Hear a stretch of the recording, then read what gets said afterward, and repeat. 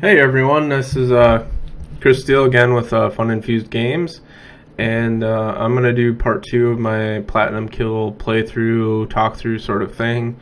I did an episode about a month ago where I played the first two levels of the game and just kind of talked about some of the I can't talk. Some of the design decisions I made as I went through the game, and just kind of showed off what I have. I'm a month farther along, so there's been a lot of progress. I'm not going to go back over the first couple levels, but maybe I will at a later time. But yeah, let's just jump in. I'll play the first two levels and try to get you out of here as quick as I can. All right. So for those of you who don't know, Platinum Kill I've been working on for about a year now, and it's built using C# and Monogame, aiming for PC and some consoles, probably PlayStation 4, and then we're going to see if we can get on some other ones too. But those PC and PS4 are sort of my main targets at the moment.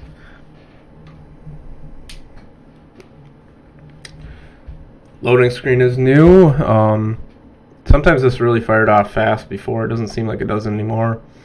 But I had a few people complaining in my playtest that it wasn't. They were sitting here staring at a black screen wondering what was going on.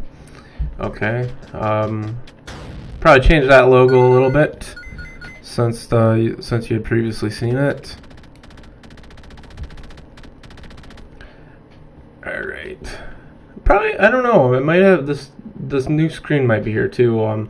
The pixelated guys in the middle are going to eventually change, but for the moment, it's just sort of placeholder, but it looks a lot better than the old screen. I redid a lot of the menus since you saw it. What I had before was really junky looking. Now this is just slightly better junk, but I mean, it's not great. I am going to hopefully not overpower myself with volume, but there's a sound. I'm going to leave the music off while I play so you can hear my beautiful voice, and we'll kick it in. So I redid this. You've got the blinking sort of text that makes it more obvious that you want to press start or enter to get going. Looks better overall. The players all have sort of goofy names now. I don't know if all of them will be the final names, but something I'm doing. And then also there's two female characters. I probably will add more. I actually want to add a lot more characters in here and add them as sort of unlockable things, so that, as you play, as you progress in the game, you unlock different things, which gives you, more incentive to keep playing. Like, if I just did the strict 6 levels I think that I want to do, you could finish this quickly, but if you want to go back and play through and unlock everything, that I just want to ensure there's a lot more to it than, one quick playthrough and that's it. So we'll try the female character here. Level select screen, I probably will remove this from the final version, but for development, it's really nice. So I showed off these two last time, and I'll show off these two next. Then I've got the burger level, which is also done. I'll save that for another day. And I've got a graveyard one that is partially done. And then the final level is going to be hell, and I haven't done anything with that other than, some conceptual stuff in my head. So, alright. We'll skip the story. If you guys want to read the story, you can play the game. Alright, so I like this level. I think it's one of the cooler looking ones, but it's also a little bit busy, so it's been kind of challenging to, how do you make the level look cool while at the same time, not having the enemies kind of blend into the background. And I think I've got that fixed on most of the levels except for this one. So I'm going to be doing some things like these little elves here. They're hard to spot, and I still want you to have to duck to hit them. Like, I think that's a cool concept, but right now they're hard to spot, especially the green one among the trees, the blue one among these background here. This is one of the other kind of bigger changes. I really separated weapons from attributes, and you have like independent weapon boxes like that one, and then this R is a rapid attribute. So you see, if you look up in the top left corner, you can see you've got the weapon, which is this sort of homing shot, and then you've got the R next to it, and that is your attribute. You can have one of each, and any attribute can apply to any weapon. So we'll see if we run into some cool ones. But there's like, if you get like a railgun plus like the giant attribute, then you shoot giant railguns, and it's pretty neat. Or giant spread shot, or stuff like that. So I really separated that out. That's like one kind of big change I made recently.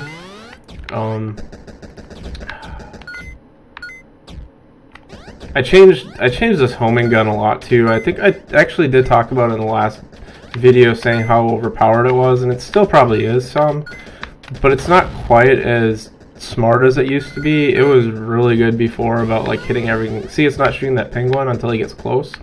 So they have to be kind of like in a closer range before it homes. Before it would just home every single thing on the screen. Oh shoot. Well, so much for that. Oh, I added those little quotes and stuff. Those are new. I'm gonna run past that guy. See, here's a weapon. Before that could have been anything, an attribute weapon. I'm not doing very well. I'm like busy talking, and I'm gonna die and like have a game over situation. Okay, so there's a pure attribute. Oh, let's get. My AI guy took the invincibility thing that I wanted to protect myself, and then he jumped in a pit. So awesome. Thanks, AI. So like, I know those guys are coming, but they kind of get lost within the coins, and that's one of the things I have to fix. I did change the backgrounds a lot too. I think the old version that you probably have seen had all black backgrounds here, and I kind of like those. I want to make them a little bit more detailed, but they kind of show off like a background, but they're basic enough that you don't lose anything within the actual background. Ooh, I added that too. I don't know if you saw what I just did there. Double jump. So I actually had it in there for a bug. See, like, you do phantom jumps, or I don't know, some people I guess call them coyote jumps now. See, I can run off there and jump. Well, I had a bug where I was finding that I could actually go like a lot farther and occasionally do a double jump with that, and it actually sort of felt good, so I left it in there. I fleshed it out as an actual thing. This boss is actually he's got some neat stuff, but I haven't gotten to tweaking him yet. He spends too much time up in the air, and I probably shouldn't be able to hit him right now, so that's something else that I need to fix. But these like package drop patterns are really long, and if I wasn't blowing him up like this, it makes the boss encounter significantly longer than it should be. It's a neat pattern, and I don't want to get rid of it totally, but he can't hide up there so long and force you to dodge, because it just sort of makes that one feel bad. It's just like long and convoluted, and you want to get to the end of it. And that's not how the boss should be. It should be sort of exciting, not like, oh my god, like I'm wasting all my time shooting this. Alright, here's the railgun. So this basically, it shoots through things. And check these zombies out.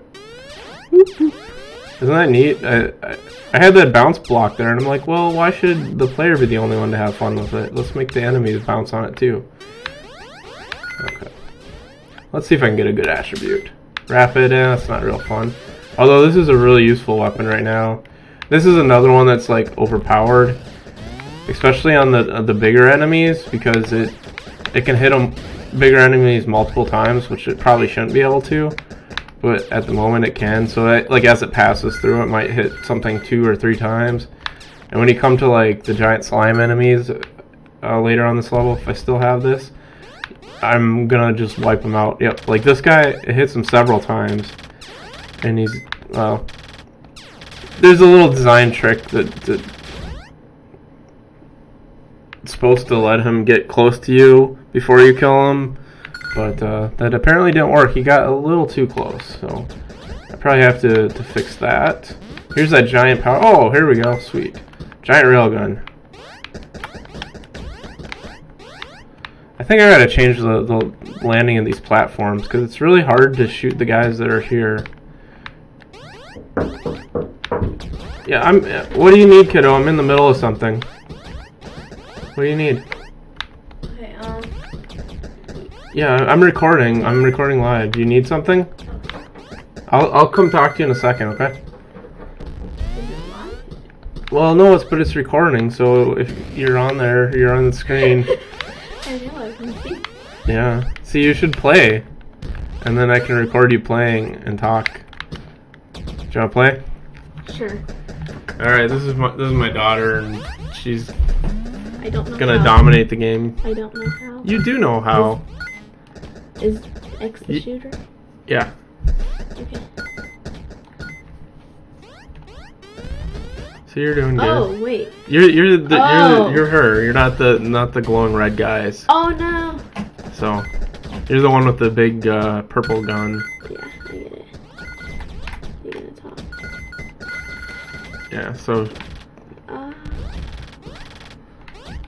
I jump over? well, no, he's too big to jump over. He'll just kill you. Get a little bit farther and you can get to the boss. So this is a big toilet boss. I think this is actually one of the more fun bosses in the game. Although he's kind of challenging too. He shoots a lot of different weapon patterns and whatnot. So I'm bad. good job. Yeah. I'm bad. So. All right. Well, thanks for watching, and I'll pick this up with a part 3 down the road. Part 3.